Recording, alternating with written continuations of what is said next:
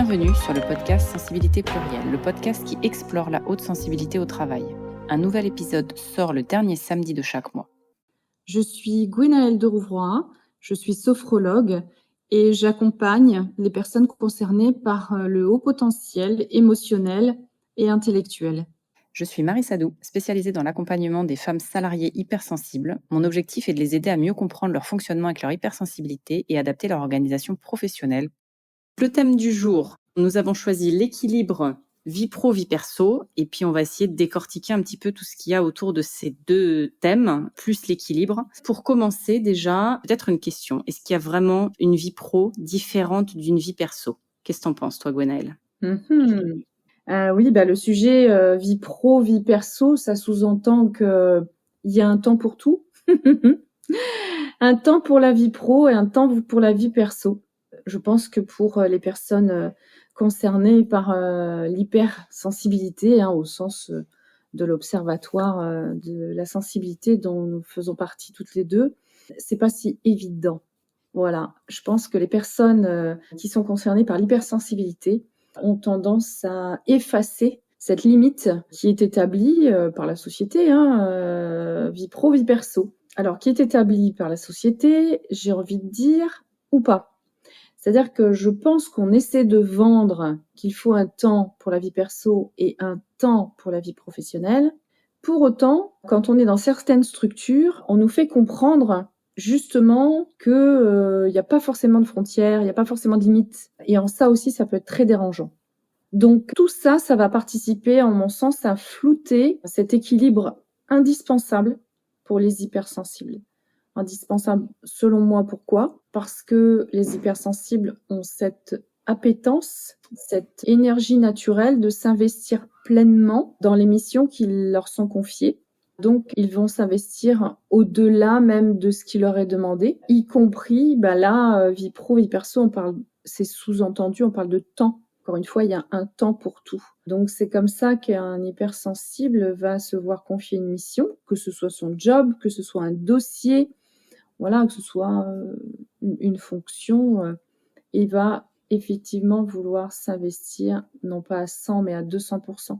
Et cet investissement peut la mener malgré lui, malgré elle, en dehors des clous de la vie perso et par voie de conséquence, à grignoter sur sa vie pro. Alors, je pense qu'on va pouvoir le développer et grignoter comment, parce que il y a le temps, mais pas que. On a aussi, comme on en a parlé précédemment, aussi cette capacité de s'imprégner de notre environnement, de l'environnement qui nous entoure. Donc en fait, quand on arrive dans notre monde professionnel, on est encore imprégné de notre monde personnel. Et ça, c'est une réalité. Même si on nous dit faut enlever ta veste à l'entrée, c'est faux, archi faux. Faut arrêter avec ça. Quand on arrive dans le domaine professionnel, on arrive tel qu'on est, tout son être, donc avec ce qu'on est aussi dans notre vie personnelle, donc avec nos états d'âme, nos états d'être, nos émotions du moment.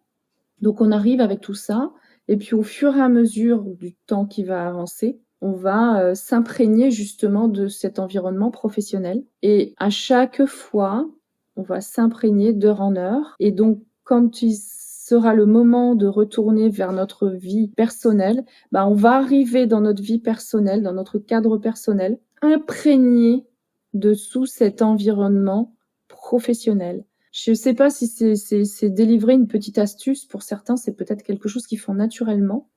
En tout cas, moi, ça m'a été utile, nécessaire, et je le fais encore. Quand je rentre chez moi, à très vite me doucher, à prendre une douche, je trouve que ça participe à se débarrasser, en fait, si la douche est prise en conscience, si on n'est pas dans notre cogito permanent. Mais si on arrive à prendre cette douche en conscience, donc à faire attention où on est, le moment où on est, ce qu'on est en train de faire et de vivre, eh bien, prendre une douche, moi, je trouve que ça participe, quand on rentre chez soi, à enlever le costume du travail, à se débarrasser peut-être aussi de ses émotions, tensions, pourquoi pas, pour pouvoir entrer peut-être un petit peu plus sereinement dans le temps de notre vie personnelle, en tout cas le soir. Mais c'est intéressant d'avoir un moment comme ça où on va, en fait, basculer quelque part dans ce que tu dis, c'est-à-dire que c'est une habitude qu'on ancre dans notre quotidien, en fait, qui nous permet à notre cerveau, mais aussi à notre corps, de se dire, OK, là, je suis rentrée et finalement, je bascule dans ma soirée. Donc, ça peut passer par une douche. Il y a des gens qui vont juste se changer, par exemple, et du coup, se mettre en tenue confortable. Donc, c'est aussi ce que tu disais, pour reprendre ton image de tout à l'heure, j'enlève un peu mon costume de la journée de travail et puis je me mets en tenue confortable pour passer ma soirée tranquille à la maison. Et ces petites choses font que ça aide. Je sais que, par exemple, aussi, si on reste dans les astuces par rapport à ça, pour les personnes, par exemple, qui prennent le train pour rentrer chez elles, ne le faites pas si vous êtes en voiture, mais par exemple, bouquiner, lire un livre quand on est dans le train et quelque part s'obliger à avoir ce moment, même si c'est 10 minutes. Mais en fait, ça fonctionne bien aussi. Oui. De se dire, je m'évade et je plonge dans mon univers du livre qui n'est ni celui du travail, ni celui de la maison, en fait. Et cet entre-deux, je trouve que ça aide pas mal parce que, justement, on n'est ni dans l'un ni dans l'autre. Et en fait, quand on est dans un livre, alors, les hypersensibles peuvent avoir ce phénomène aussi, c'est qu'on va lire la page 15 fois parce qu'on va encore être un peu dans nos pensées du boulot. Ça, je pense que c'est déjà arrivé à beaucoup de monde. On est dans le livre, mais en fait, on n'y est pas parce qu'on a encore les pensées qui sont dans ce qu'on a fait cet après-midi au travail. Mais au bout d'un moment, instinctivement, vous allez dire à votre cerveau, non, là, je suis dans le livre. OK, ce qui s'est passé au travail, on va le laisser de côté. Et puis on va être dans le livre, et puis c'est pas grave, on reprendra finalement ses pensées demain matin quand on retournera au travail. De toute façon, on y retourne bien assez vite, donc on a bien le temps d'y revenir. Et en fait, voilà, ces petites choses-là comme ça permettent, je trouve, assez facilement de passer de l'un à l'autre. On a moins de difficultés le matin, je trouve, de passer de la vie pro à la vie perso, de la vie perso à la vie pro, pardon, parce qu'en fait, en général, ça s'enchaîne assez vite. Quand on a des jobs sur des horaires classiques, bien évidemment que les personnes qui sont en horaire décalé, moi, je connais moins cette partie-là parce que je l'ai pas forcément vécu en tant que telle, mais je connais des personnes qui sont sur ces rythmes-là. Et quand on a un rythme aussi très différent, si par exemple on commence, je sais pas, à 11h le matin ou 14h parce qu'on a des horaires décalés, en fait, ces moments-là, on peut tout aussi bien les avoir justement le matin. Ça me fait penser, j'ai accompagné une personne hypersensible et en fait, elle me disait que, puisque tu parlais de voiture, elle, son temps de trajet en voiture lui était bénéfique parce que justement, c'était le sas de transition qui allait lui permettre de faire le tour un peu de la journée, de boucler, de fermer au fur et à mesure les dossiers, de tourner les pages. Et ce temps de trajet en voiture lui permettait d'arriver moins chargé au sein de son foyer. J'ai trouvé ça très intéressant. C'était oui, pourquoi pas. Ça peut en tout cas être aussi une façon de se dire je me débarrasse de cet environnement puisqu'on est éponge, voilà, qui nous a pas pollué parce que c'est pas forcément de la pollution, mais en tout cas qui nous a imprégnés. Voilà. C'est rigolo parce que finalement on a commencé toutes les deux par délivrer des astuces. Donc en fait, pour moi, c'est significatif. Ça veut bien dire que toi et moi, on a parfaitement conscience pour l'avoir vécu. Donc c'est vraiment de l'expérience, de l'expérientiel.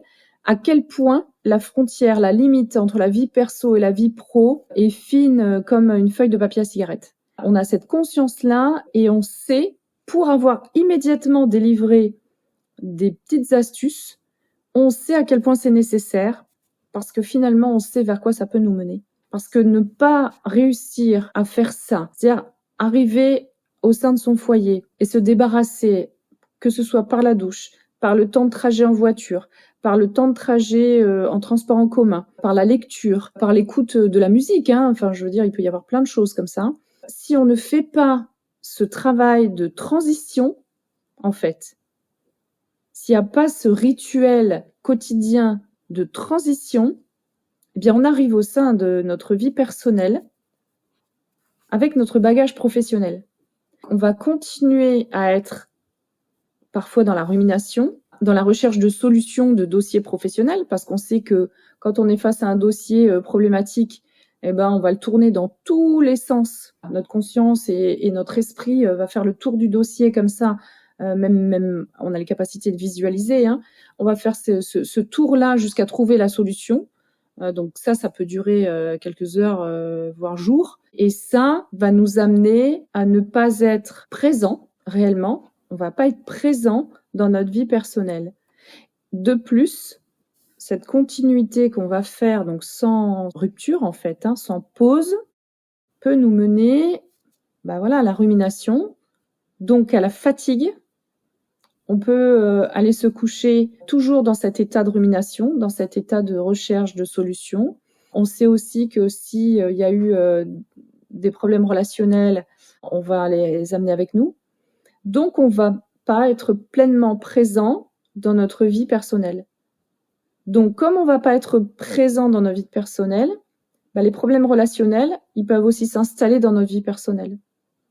Donc, ça va nous affecter, on va le ressentir, on va le vivre physiquement, émotionnellement, psychiquement. Et c'est aussi ce qui va se passer le lendemain matin quand on va retourner au boulot. C'est-à-dire qu'on va ramener avec nous, possiblement, ces problèmes relationnels personnels qui se sont installés. Donc, si on n'en prend pas conscience et si on n'installe pas justement ces rituels et si on n'y prête pas attention, potentiellement, ça peut être un cercle vicieux qui va nous mener vers un mal-être des deux côtés, du point de vue professionnel et du point de vue personnel. Ce sujet de vie pro, vie perso, vraiment, je pense que c'est quelque chose de sensible réellement et très important du coup. Souvent en plus, malheureusement, ce qui nous fait prendre conscience qu'on est arrivé dans ce cercle-là, c'est que ça ne va plus bien à la maison. Pour l'avoir vécu avec certaines personnes, c'est que c'est vraiment ça qui va nous faire prendre conscience et nous alerter à un moment donné qu'on est dans ce cycle-là et qu'il va falloir trouver un moyen d'en sortir. Parce que pour bon nombre d'hypersensibles, il peut y avoir des conflits, des tensions, des situations un peu de malaise au travail. En fait, malgré tout, on va souvent prendre sur nous. Et en fait, le moment de réconfort, il va être dans notre vie personnelle, que ce soit avec son conjoint, ses enfants, des amis, enfin, peu importe. Mais du coup, si on n'a plus cet exutoire dans la vie personnelle parce que on ramène toujours dans nos bagages les tensions du boulot, et qu'à un moment donné, dans notre vie personnelle, nos proches vont nous dire, écoute, ça va bien, mais là, ça va plus, en fait, et j'ai plus envie d'écouter ça, ou là, je peux plus t'aider, et donc il faut faire autrement. En fait, si on n'a plus cet appui-là, finalement, dans notre vie personnelle, c'est souvent là qu'on tire la sonnette d'alarme et qu'on se dit, ah, ok, là, c'est allé trop loin, et il faut que je fasse quelque chose. Et donc, c'est aussi pour ça je pense qu'on a démarré l'épisode par ces petites astuces.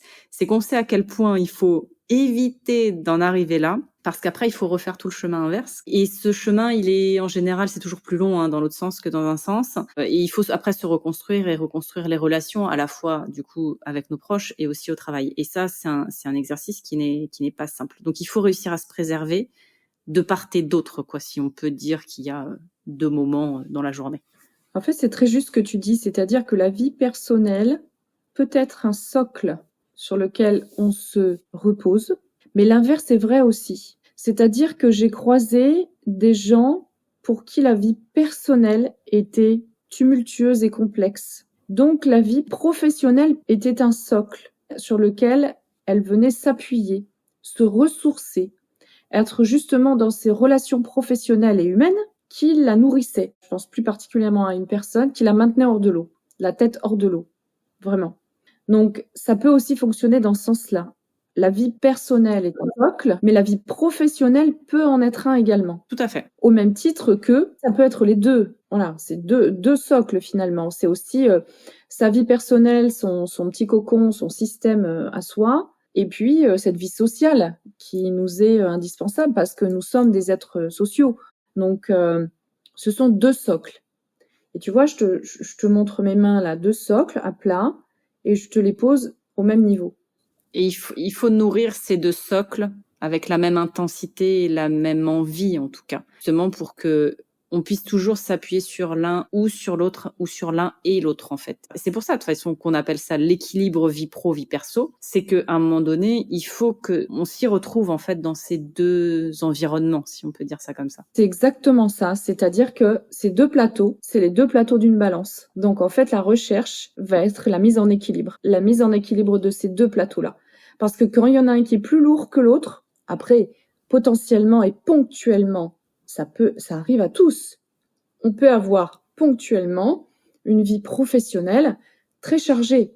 Charge à nous, sans faire de jeu de mots, charge à nous de rééquilibrer et d'alléger de nouveau ce plateau qui est bien trop lourd. On en a parlé, on peut déléguer, on peut être aussi dans l'assertivité et dire non. Et inverse, à un moment donné, on peut avoir le plateau de notre vie perso qui pèsent lourd parce que on sait tous ô combien la vie personnelle, la vie d'un être humain de toute façon, est composée de choses plus ou moins lourdes. Et parfois, bon, il faudra aussi un petit temps. Hein. Il faut se laisser le temps aussi de cet équilibre. Hein. Et il est jamais vraiment parfait. On sait que tout est en mouvement, y compris ces deux plateaux vie pro, vie perso. Hein. Ils sont régulièrement en mouvement. Tout à fait. Mais justement, je pense qu'il faut conserver ce juste équilibre et que c'est très important d'apprendre ça en fait. Pourquoi ? Parce que si on veut trop aussi se préserver en tant que hypersensible, en se disant oh là là, faut pas que je m'investisse trop dans ce dossier, ce boulot, etc. Ben on n'est pas soi. Parce que quand on fait les choses, on les fait entièrement et pleinement et on s'investit à fond. Et si on se retient et on s'autorise pas à ça, ben qu'est-ce qui va se passer ? Cette retenue, elle va être énergivore, on va pas être aligné, on va ressentir un mal-être, et puis potentiellement, on peut tomber dans l'ennui, et tout ce dont on a déjà parlé, et qui est une boucle infernale, une spirale infernale. Donc en fait, c'est pas si simple. Non. C'est pas si simple que de conserver l'équilibre le plus juste possible entre notre vie personnelle et notre vie professionnelle. En tout cas, me semble-t-il. Voilà, je reparle d'énergie, c'est très important parce que s'investir trop, c'est énergivore, trop peu, c'est énergivore, que ce soit dans la vie professionnelle ou personnelle. Donc c'est aussi faire attention à ces indicateurs parce que notre corps, notre conscience nous envoie des indicateurs de fatigue. C'est aussi des indicateurs qu'on reçoit au cours d'une même journée. Dans une même journée, on a des ups et on a des downs. Et il s'agit de les respecter. Quand on arrive à ça, dans une même journée, dans une semaine, sur un dossier, quand on arrive à observer ça, eh ben, on est sur la voie, me semble-t-il, d'apprivoiser cet équilibre. Tu sais quoi, en fait, c'est assez rigolo parce que l'exercice que tu proposes, en fait, là, c'est quelque chose que moi, j'ai fait personnellement il y a quelques années et que je trouve très puissant comme exercice et que je propose en accompagnement. Parce qu'en fait, je trouve ça hyper important d'aller conscientiser aussi quelque part parce que même si on est beaucoup dans le mental, il y a beaucoup de choses de notre journée qu'on va avoir tendance à oublier, en fait, le soir arrivé. Alors que quand on va vraiment faire l'effort et l'exercice d'aller se dire ok, là j'ai vécu ça, par exemple en fin de matinée, on fait le point sur la matinée, ok, donc je suis arrivée, j'ai vécu ça, est-ce que ça m'a apporté de l'énergie ou est-ce que ça m'en a vraiment bouffé et j'ai pas réussi à en récupérer derrière, et ainsi de suite pour chaque événement et élément de la journée. Et en fait, cet exercice-là, il est super intéressant parce que ça nous permet déjà de voir à quel niveau d'énergie on est globalement sur la journée, et après de voir en rentrant dans le détail, ok, c'était ça finalement qui m'a pris toute mon énergie et que j'ai pas réussi à récupérer parce que je n'ai pas eu d'activités dans ma pile d'activités qui me redonnent de l'énergie. J'ai pas été en piocher, peut-être parce que je les connaissais pas. Et c'est ça aussi qui est intéressant à les travailler. Et du coup, pour en remettre, et donc c'est pour ça que je suis dans un état d'énergie qui n'est pas le bon, on va dire ça comme ça. Et donc forcément, si je finis ma journée de travail dans une énergie qui est moins, je rentre chez moi, je suis dans la même énergie qui est moins. Et si arrivé à la maison, j'ai rien qui me ressource à nouveau, je vais rester dans cette énergie-là. Même si la nuit va passer par-dessus, il se peut probablement que le lendemain matin, on soit encore dans une énergie un petit peu moins. Donc ça, c'est un exercice qui est hyper intéressant et je trouve hyper fort à faire. Alors, c'est pas si facile de mettre en place cette observation de soi-même, surtout dans le cadre professionnel, puisqu'on a ce réflexe d'investissement, de s'investir pleinement. C'est pas si évident de se dire aujourd'hui, allez, je vais essayer, aujourd'hui je commence, je vais essayer. Allez, ce matin, je démarre, ce matin, je vais essayer de m'observer, tout au moins d'observer ma ligne énergétique. Mais c'est vraiment de se dire, tiens, là, il faut que je m'occupe de ce dossier-là, parce que ce dossier-là, il est rébarbatif. Parce qu'on a tous dans notre job des choses qu'on apprécie énormément et d'autres un peu moins. Pour moi, c'était par exemple, faire de la compta. La comptabilité, pour moi, c'est une souffrance. Tant j'ai occupé des jobs où j'avais une partie compta. C'est comme ça, il faut le faire. Ça fait partie de la dark side du job, mais c'était comme ça. Donc, allez, là, je m'y mets. J'ouvre le dossier compta. Et en fait, comme c'était quelque chose que je faisais un peu à contre-cœur, ça me demandait énormément d'énergie, forcément. Comme je me forçais, il fallait que j'aille puiser au fond de moi pour aller chercher cette énergie nécessaire. Et puis, il fallait du coup beaucoup de concentration, de calme, etc., ce que j'avais pas forcément. Donc, en fait, ces moments-là, pour moi, étaient épuisants. Donc, en fait, j'avais compris qu'il fallait que je les distille. Alors, j'avais deux choix. soit je les distillais à dose homéopathique tout au long de ma semaine, soit je me tapais la grosse partie d'un seul coup. Bon, et là, je dérinçais. Voilà. Donc j'avais tenté, et j'avais même tenté de mettre ça le vendredi après-midi. Bon, erreur. Mais du coup, c'est un enseignement, tu vois, j'ai testé. Donc du coup, après, je faisais en dose homéopathique. J'avais trouvé ça. Je saucissonnais mon agenda et je consacrais 1 heure. Je disais, voilà, 1 heure, 1 heure, 1 heure, 1 heure. Pas plus, vraiment. Et je respectais ça. Et du coup, c'était plus digeste. Et ça me permettait de continuer ma journée avec une énergie qui n'était pas entamée. J'avais tenté aussi de le faire dès mon arrivée le matin. Je dis, OK, c'est quelque chose que je n'aime pas. Comme j'entre facilement dans la procrastination, eh bien, je vais commencer par ça. Et c'est ce que je faisais. Je commençais par ça. Ça me demandait un effort, mais je le faisais. Et quand je l'avais fait, j'étais dans l'autosatisfaction. Voilà, parce que je l'avais fait, le job était fait. Et en plus, j'avais vraiment l'impression d'avoir encore toute ma journée devant moi et j'avais encore cette énergie-là. Donc je pense que l'observation de soi-même et de sa bioénergie dans le monde professionnel, elle est indispensable, vraiment. Et puis on peut se mettre des petites récompenses entre guillemets parce qu'on sait qu'on fonctionne un peu tous à la carotte quand même, hein, on va pas se mentir. Et donc se dire là, tu vois, dans ton cas, Gwenaël, ok, j'ai fait ma demi-heure ou mes 45 minutes de compta le matin, et je sais qu'après je pars en pause café avec tel collègue et ça me fait plaisir et je sais que je vais reprendre de l'énergie avec ça. Ce que tu dis là, c'est pour moi la clé en fait de la vie pro, vie perso, selon moi en tout cas, hein. C'est qu'en fait, tout est question d'organisation. Et ce que tu viens de dire là, c'est exactement ça. C'est-à-dire que pour moi, si on veut vraiment chercher cet équilibre, ou en tout cas notre équilibre, hein, parce que le mien n'est pas le même que le tien, Gwenaël, n'est pas le même que d'autres personnes, hein. Bien évidemment, c'est à nous de construire l'équilibre dont on a envie. La balance, elle n'est pas forcément au même niveau pour tout le monde, et c'est normal. Moi, je trouve que la clé, c'est entre guillemets l'organisation. Alors, je suis pas du tout là à dire qu'il faut mettre en place une usine à gaz d'organisation pour espérer avoir un semblant d'équilibre vie pro vie perso. Pas du tout, au contraire. Mais par contre, pour donner un exemple, moi j'ai toujours été quelqu'un pour qui ça a été, je m'investis beaucoup dans ma vie professionnelle. Puis on a la culture du présentéisme beaucoup en France, hein, donc on va pas se mentir, dans le milieu du salariat. Et donc, dès qu'il fallait potentiellement partir un petit peu plus tôt parce que j'avais besoin ou envie de faire quelque chose après le travail et que je me disais, OK, donc là, il va y avoir le temps de transport pour que je puisse être à l'heure à tel événement, machin, etc. Ne serait-ce que, je sais pas, aller voir une pièce de théâtre, dîner avec des amis, j'en sais rien, que sais-je. Et ben, du coup, c'était toujours la croix et la bannière pour me dire, oh là là, il va falloir que je parte plus tôt demain soir, par exemple. Et ben, ce truc-là, avec le temps, j'ai déjà, premièrement, dédramatisé un peu la situation, de se dire, OK, mais en fait, peut-être tu vas partir plus tôt demain. Potentiellement, soit tu vas arriver plus tôt, soit finalement les heures entre guillemets que tu vas prendre, en fait, tu les as déjà faites la semaine dernière parce que souviens-toi, jeudi dernier, tu étais resté 2 heures de plus. D'accord? Donc ça, déjà, je trouve que c'est important de se le dédramatiser. C'est pas toujours évident quand on est au moment de partir et de prendre ses affaires et qu'on sait qu'on va se prendre des réflexions, mais je trouve que c'est important de dédramatiser un petit peu cette partie-là. Et puis, deuxièmement, c'est de se le planifier. Parce qu'en fait, si on se l'écrit dans l'agenda, Outlook là du travail, donc on se dit ok, bah donc il faut que je sois au dîner à 19h30 à telle station de métro, ok très bien, j'ai 1 heure et demie de trajet, je me prends une demi-heure de rab, etc. Bon, peu importe les calculs. Et ben je me mets dans l'agenda, je me bloque et j'écris. Là, il est l'heure de partir en fait. Et donc je sais que je n'aurai pas de réunion à ce moment-là, que personne ne va pouvoir me caler de réunion à ce moment-là. Et moi, je sais que ça va être mon rappel si jamais à un moment donné je suis prise sur un dossier sur lequel il y a besoin de travailler, etc. Que bah là, ça va être l'heure de partir. Et donc, si c'est écrit, c'est un peu tout bête, hein, mais si c'est écrit, déjà, on a franchi un cap de se dire, OK, c'est prévu comme ça. Et donc, si c'est prévu, en général, on a ce côté de se dire, si c'est prévu, on va le faire. Tu vois? Donc, je pense qu'il y a une grosse part, en tout cas, pour moi, d'organisation dans tout ça. Je suis d'accord avec toi. Donc ça sous-entend, tu vois, ce qu'on est en train de dire, hein, c'est que, encore une fois, se connaître, c'est capital quand on est hypersensible. Bon, de manière générale, hein, connaître ses modes de fonctionnement, c'est important, évidemment. Mais quand on a cette tendance à tout vivre de façon plus intense, c'est très important.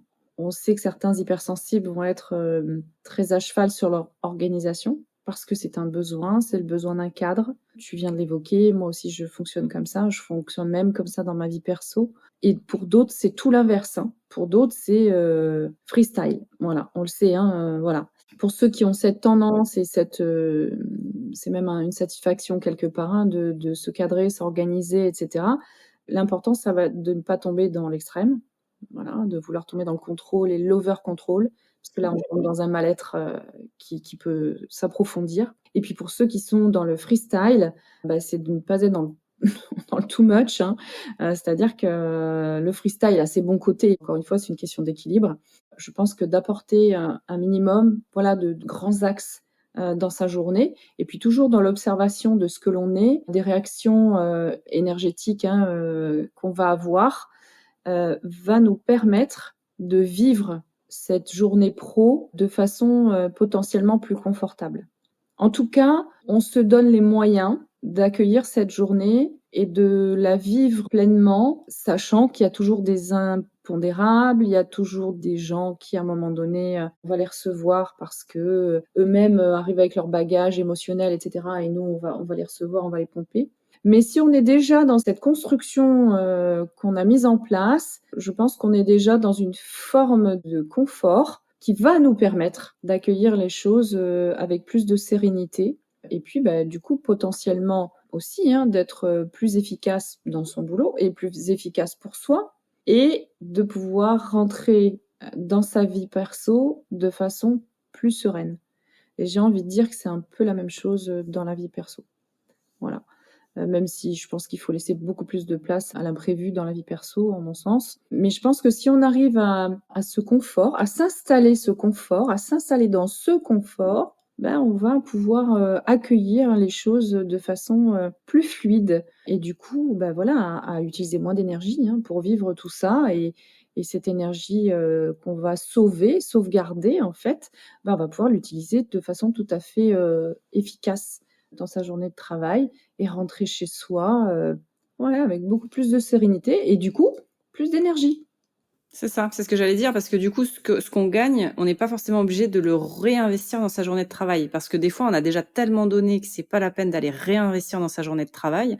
On en donne suffisamment. Et par contre, ça peut être intéressant de se garder de l'énergie et du temps pour faire des choses dans sa vie perso qui ont du sens pour nous et qui nous font du bien. Souvent, quand on est trop dans cet engouement du travail, etc., on a tendance à se perdre un petit peu. Je pense que Gonel, tu l'as vécu, moi je l'ai vécu. Et en fait, du coup, quand on est trop dans cet engouement, du coup, tout devient machinal aussi dans sa journée de travail, que du coup, on est complètement lessivé en rentrant à la maison et on n'a plus rien envie de faire dans notre vie personnelle. Alors que ce soit à la maison ou en dehors, peu importe, mais on n'a plus rien envie de faire. Et en fait, c'est aussi important de réussir à limiter l'énergie qui est consommée dans sa journée de travail, avoir aussi des plans et des projets dans sa vie personnelle pour que finalement cette énergie qu'on va réussir à économiser dans cette journée de travail, on puisse la réinvestir dans sa vie personnelle sur des sujets. Alors ça peut être faire des jeux de société avec ses enfants, ça peut être dîner au restaurant, ça peut être se lancer sur une activité. Je sais pas, vous avez toujours rêvé de faire de la danse, et s'inscrire à un club de danse et puis y aller tous les jeudis soirs, par exemple. Petit aparté, mais le sport, déjà, ça fait du bien à la tête, au moral, etc. Et en plus, le sport en collectif a ce côté très intéressant, comme je le disais tout à l'heure, d'être planifié. Et donc, c'est un rendez-vous. Et en plus, c'est pas un rendez-vous qu'avec soi-même, c'est un rendez-vous potentiellement avec d'autres personnes. Et on sait que les hypersensibles, on a ce besoin si on a pris un engagement, il faut qu'on le respecte. Donc, ça peut aussi faciliter quand on a envie de se lancer sur quelque chose. Et ce que je voulais dire aussi par rapport à ça, c'est que si à l'heure actuelle, vous qui nous écoutez, vous êtes dans une situation où c'est trop au travail, il y a un déséquilibre complet avec sa vie personnelle, il faut y aller par étapes. Enfin, moi, je suis pas partisane du Big Bang et de se dire, OK, à partir de la semaine prochaine, je quitte le travail à 17h tous les soirs, j'arriverai qu'à 9h30 ou je ne sais quoi, et puis tous mes week-ends, je planifie des activités. Parce que ça ne tiendra pas sur la durée. Et donc ça, c'est intéressant aussi de se dire, OK, je pars de ma situation actuelle, donc peut-être faire l'exercice déjà qu'on a évoqué là tout à l'heure, de se dire à quel moment de ma journée je suis pompée d'énergie et puis à quel moment finalement j'arrive à en réacquérir. Et puis après, de se dire, OK, c'est quoi les petits pas que je peux faire? Peut-être que tous les vendredis soirs, je décide de finir plus tôt. Comme ça, mon week-end déjà démarre plus tôt. Ça, souvent, c'est des petites choses qui sont assez faciles à mettre en place. Et puis après, petit à petit, j'affine ma semaine. Peut-être que j'ai envie de m'inscrire à un cours de sport, à un cours de dessin, un cours de je ne sais quoi, ou une séance de sophrologie que je mets dans mon agenda. Et donc, le mardi soir, je finis plus tôt du travail pour aller à ce rendez-vous finalement qui me fait du bien à moi.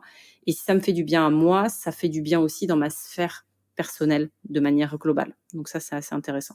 Ce que j'entends, c'est aussi indirectement, c'est apprendre l'assertivité, apprendre à dire non. C'est très difficile pour quelqu'un qui est hyper.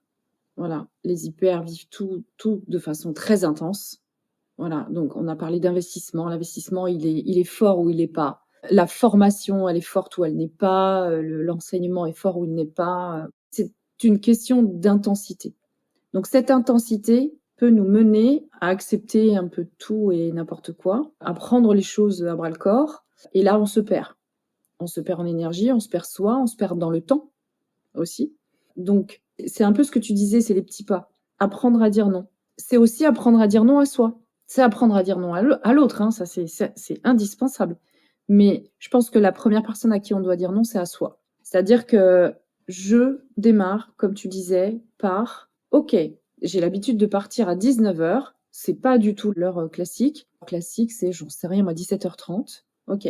Sauf que je peux pas passer de 19h à 17h30. Je vais avoir l'impression de voler mon entreprise, je vais avoir l'impression de partir comme un voleur, de me sauver, de pas faire mon boulot, sentiment de culpabilité, d'illégitimité, de manque d'estime de soi, confiance en soi. Oh, on sait super bien faire tout ça. OK. Donc en fait, je vais commencer par un quart d'heure peut-être. Selon les personnes, un quart d'heure. Est-ce que tu penses que partir un quart d'heure plus tôt, c'est possible pour toi? OK, pendant une semaine, tu t'y tiens et tu regardes au bout de la semaine, qu'est-ce que ça a changé pour toi dans ta vie pro? Est-ce que ça a eu un impact sur ta vie pro? Non. Par contre, ça a peut-être eu un impact sur ta vie perso. Parce que peut-être que tu as pris le bus précédent, juste par ce petit quart d'heure-là, tu es rentré plus tôt chez toi, et du coup, tu as fait plus de choses, tu as plus profité de ton entourage, tu as eu plus de temps. Tu n'es pas rentré en courant. Et puis de un quart d'heure, effectivement, on va passer à 20 minutes, une demi-heure. Voilà. C'est savoir se dire non à soi. Et puis à un moment donné aussi, c'est puisqu'on a instauré, mais c'est notre faute, hein, on a instauré cette présence et cette capacité à dire oui, à prendre tous les dossiers, y compris les plus pénibles dont les autres ne veulent pas, parce que nous, voilà, on sait, on a envie finalement de les débroussailler. Ben, c'est à un moment donné de dire non, non, je suis désolée, pas aujourd'hui, reviens me voir demain. Tout simplement, c'est pas un non catégorique et faut pas tomber non plus dans les extrêmes. Mais c'est aussi savoir dire non à l'instant T, à l'instant donné, parce qu'on a pris en considération tout ce qu'on est soi, son être, son état d'énergie, son état de fatigue, son état d'être, son état émotionnel, et puis le temps. Voilà, on en revient au temps parce qu'on sait que le temps, on le vit pas de la même façon non plus. Quand on se plonge dans un dossier, on regarde l'heure, il est 17h, et quand on relève le nez, il est 19h, et pour autant, on a eu l'impression qu'il s'est passé à peine une demi-heure. Tu parlais très justement d'agenda, de s'organiser, etc. Donc en fait, c'est aussi de faire du temps notre allié, et non pas notre ennemi, mais notre allié. Donc c'est travailler l'assertivité et faire du temps notre allié, ne pas le subir, de l'utiliser à bon escient. Parce que souvent, on a tendance à subir une partie de nos journées, même si on est moteur sur certains sujets et sur lesquels on prend du plaisir. On a dépeint un tableau peut-être un petit peu négatif, mais il y a aussi des sujets sur lesquels on s'éclate au travail et c'est top. Et comme tu dis, quand on prend un dossier à 17h, qu'on l'ouvre, parce que ça y est, l'open space c'est un peu vidé, qu'on est tranquille, qu'on sait qu'on va pouvoir se poser dessus tranquillement, et qu'on en lève la tête qu'à 19h, que ça y est, il fait nuit, tout le monde est parti autour de nous. Voilà, ok, on y a certainement pris du plaisir, mais est-ce que c'était à ce moment-là que c'était intéressant de le faire? Peut-être que oui, chez certaines personnes, que ça dérange pas de rentrer tard parce qu'ils arrivent plus tard le matin, mais il faut avoir cette maîtrise de notre temps pour pouvoir décider ce qu'on fait à quel moment. Alors, bien évidemment, en entreprise, c'est pas si simple que ça. Il y a des choses qui vont être imposées, mais il y a une partie sur laquelle on a notre mot à dire et on peut tout à fait être maître de ce qu'on a envie de mettre à ce moment-là. Oui, je suis complètement d'accord avec toi. Et tu vois, derrière tout ça, il y a aussi l'intensité. L'intensité, cette nécessité de mesurer notre intensité. Quand on mesure l'énergie, on mesure l'intensité aussi, tu vois. Et dès qu'on est sur une énergie qui est un peu haute, c'est là aussi qu'on va avoir tendance à dire oui, oui, mais moi je peux prendre ce dossier, ce projet m'intéresse, etc. Une petite astuce, moi je l'ai expérimenté beaucoup à un moment donné où quand voilà, on sait qu'on est dans notre période un peu tout feu tout flamme, mais qu'on sait très bien qu'après on va le regretter 2 semaines plus tard.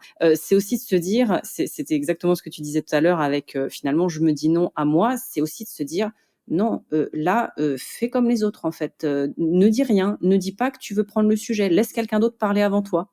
tu vois. Et donc ça peut aussi fonctionner des fois de se dire non, allez, je me challenge moi-même, là, je ne dis rien, allez.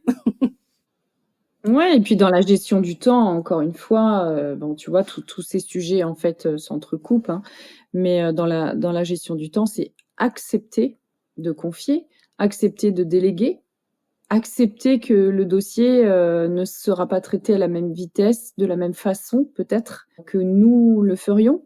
Pour autant, c'est pas pour cela qu'il sera maltraité. Peut-être moins vite, peut-être autrement, mais pour autant, c'est pas mauvais. Ça, faut l'accepter. L'assertivité, l'acceptation, le temps, tout ça, on en a besoin. Ce sont des outils dans le monde professionnel et personnel, bien sûr, qu'on doit maîtriser pour éviter d'éliminer cette limite vie pro, vie perso. Je me permets, j'enchaîne tout de suite parce que ça me vient. J'ai vécu dans une société où la volonté managériale était d'effacer la limite entre la vie pro et la vie perso. Et moi, ça me gênait énormément. Pour moi, ce sont deux mondes différents. La vie personnelle m'appartient. Elle est ma propriété, vraiment. Elle ne regarde que moi. J'ai pas à communiquer sur ma vie personnelle. Voilà, ça c'est quelque chose qui m'est très inconfortable. Et il y a une espèce de mode managérial comme ça, hein, qui mélange la vie pro et la vie perso. Bon, ok, on va déjeuner tous ensemble le midi, c'est super. Évidemment, on essaye de parler d'autre chose un peu que de boulot et ça nous aère la tête. Ok, mais il y a des limites. Tu vois, on parle limite vie pro, vie perso. Moi, elle est là aussi. Elle est aussi là parce que là, on a parlé de timing, on a parlé de la personne hypersensible qui est dans ce débordement, hein, on est d'accord? Eh bien moi, elle est là aussi la limite. C'est-à-dire que je ne valide pas, mais vraiment, je ne valide pas cette mode managériale, ce mouvement, ce courant, on l'appelle comme on veut, qui volontairement va faire preuve d'ingérence dans la vie personnelle. Et ça me dérange profondément. C'est deux mondes pour moi différents. Je tiens à protéger, on va dire, ma vie personnelle. Elle ne regarde que moi, elle n'engage que moi. Et mon manager n'a pas forcément à connaître, je sais pas, l'école où vont mes enfants, n'a pas forcément à connaître où je vais en vacances. Enfin bon. Mais vraiment, il y avait une volonté de se faire copain, tu vois, un petit peu. On était un petit peu, donc c'était border. Et ça, tu vois, ça me dérange. Et ça me met dans un inconfort assez profond. Et du coup, c'est énergivore pour moi. Vraiment. Il faut que ça reste un choix aussi de parler ou non de sa vie personnelle et de quoi on a envie de parler et avec qui. C'est-à-dire que, effectivement, comme tu le dis très justement, un manager peut pas aller imposer d'avoir des informations, même si c'est au détour d'une conversation informelle, mais on peut pas interroger comme ça les gens sur ce qu'ils font de leur vie personnelle. Un exemple d'ailleurs qui me vient parce que j'ai lu ça il y a quelques jours sur le sujet, c'était les personnes qui demandaient du télétravail occasionnel, une journée par exemple dans la semaine, et le manager répond: mais pourquoi tu as besoin d'avoir une journée de télétravail? Les managers n'ont pas à demander ça. Après toutes ces bonnes astuces délivrées, nous arrivons déjà à la fin de cet épisode, mais nous avons une petite surprise pour vous, puisque Gwenaëlle vous propose dans un épisode bonus qui se lancera juste après, une courte séance de sophrologie pour vous aider à passer de votre quotidien pro à votre sphère personnelle.